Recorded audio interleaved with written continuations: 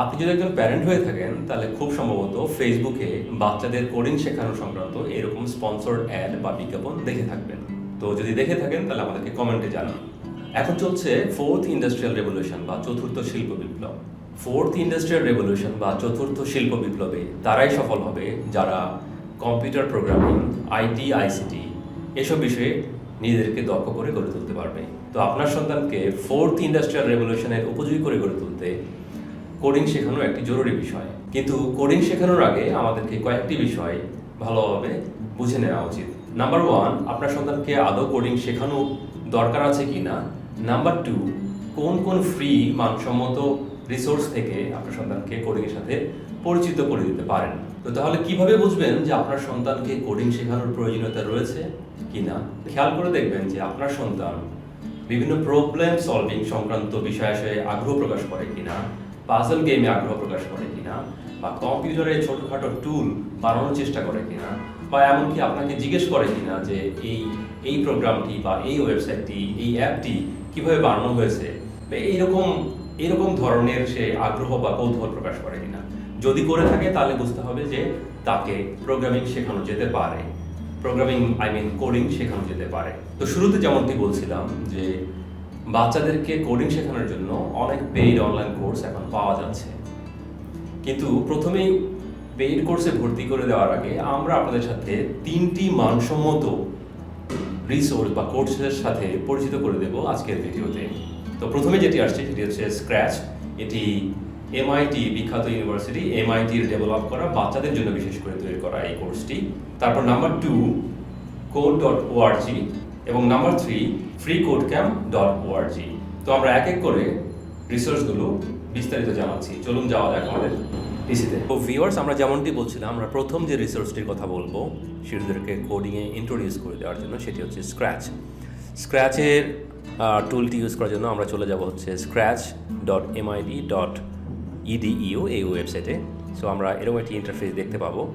এখানে আসার পর এখানে একটি ডেমো রয়েছে, ডেমো ভিডিও রয়েছে, এটি দেখে নিতে পারেন।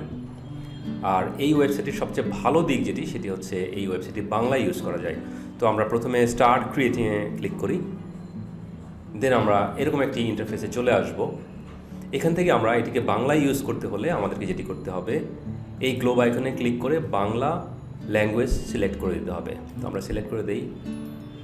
তো দেখা যাচ্ছে পুরো ওয়েবসাইটটি বাংলায় কনভার্ট হয়ে গেছে। সো এখন আমরা যারা বাংলাদেশ থেকে ইউজ করছি, যারা আমাদের ল্যাঙ্গুয়েজ বাংলা, আমাদের জন্য এই ওয়েবসাইটটি ইউজ করা খুবই সহজ হবে, এবং একই সাথে আমাদের শিশুদের জন্য ইউজ করাও এটি খুবই ইজি হবে।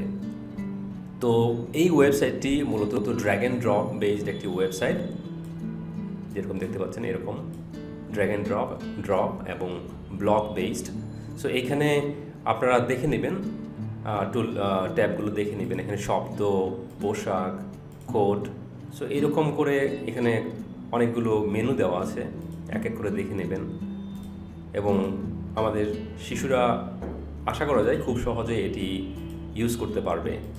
সো এগুলো দেখে নিয়ে যদি দরকার পড়ে এখানে ডেমো রয়েছে, ডেমো ভিডিও, সেটিও দেখে নিতে পারেন। তো আপনারা যদি চান তাহলে আমরা এই ওয়েবসাইটের উপর বা স্ক্র্যাচের উপর কীভাবে স্ক্র্যাচ ইউজ করে প্রোগ্রামিং সম্পর্কে প্রাথমিক ধারণা নেওয়া যায়, শিশুদেরকে ধারণা দেওয়া যায়, সেটির উপর একটি বিস্তারিত বা ডিটেল টিউটোরিয়াল করতে পারি।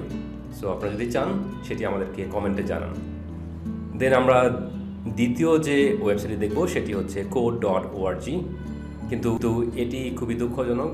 সেটি হচ্ছে এটি বাংলায় এই ওয়েবসাইটটি বা এই টুলটি ইউজ করা যায় না।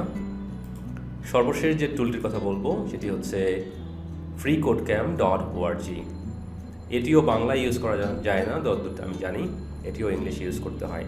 তো আমি বলবো যে প্রথমত যদি আমাদের শিশুদেরকে কোডিংয়ের সাথে, প্রোগ্রামিংয়ের সাথে ইন্ট্রোডিউস করে দিতে হয় তাহলে স্ক্র্যাচ দিয়ে শুরু করাই ভালো। এমনকি স্ক্র্যাচ বড়রাও চাইলে স্ক্র্যাচ ইউজ করে প্রোগ্রামিং সম্পর্কে প্রাথমিক ধারণা পেতে পারে, এবং পরবর্তীতে হয়তো বা অন্যান্য যেসব প্রোগ্রামিং ল্যাঙ্গুয়েজ রয়েছে সেগুলো শেখা যেতে পারে।